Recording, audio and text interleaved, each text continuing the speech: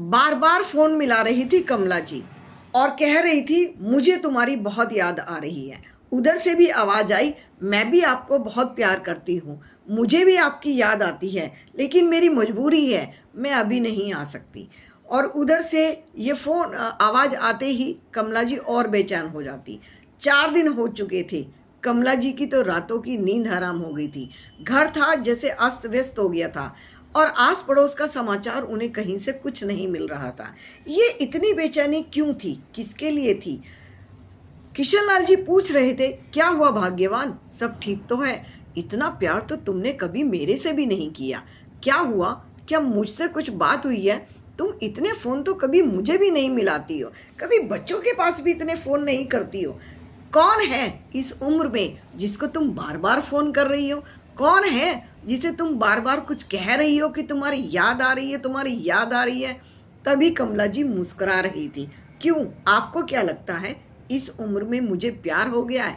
हाँ जी, मुझे इस 60 साल की उम्र में सच में प्यार हो गया है। मुझे आपसे भी प्यार है, मुझे बच्चों से भी प्यार है, मुझे रिश्तेदारों से भी अच्छे लगते हैं, पर अब इस उम्र में मुझे जिससे सबसे ज़्यादा प्यार हो गया, जिसको मैं रात दिन याद करती हूँ, जिस सुबह उठते ही भगवान के बाद मैं उसको याद करती हूँ, अगर मैं उसे ना देखूँ तो मुझे बेचैनी हो जाती है, मुझे उसका हर पल इंतज़ार रहता है। और जब वो मुझे इधर उधर की बातें करते हैं तो मुझे एक सुकून सा लगता है, कोई मेरी सुनता है, कोई मुझे कुछ बताता है, कि मेरी उसके साथ डेली बातचीत हो गई है, मुझे सच में उससे प्यार हो गया है।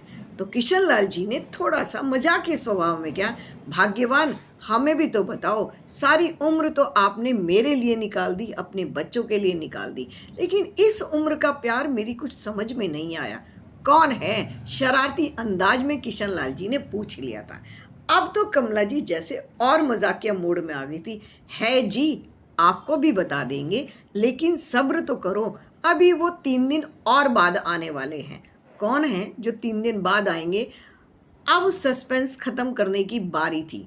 कमला जी ने कहा, मंजू काम वाली है, 7 दिन हो गए हैं, भाई की शादी में गई है और मैं बार बार पूछ रही हूँ कब आएगी, कब आएगी, क्योंकि उसके ना आने से घर की व्यवस्था खराब हो जाती है, बहुओं के ऊपर बर्डन आ जाता है, थोड़ा हाथ मुझे भी बटाना पड़ता है, वो ठीक तरह से सफाई नहीं होती जो मंजू कर देती है।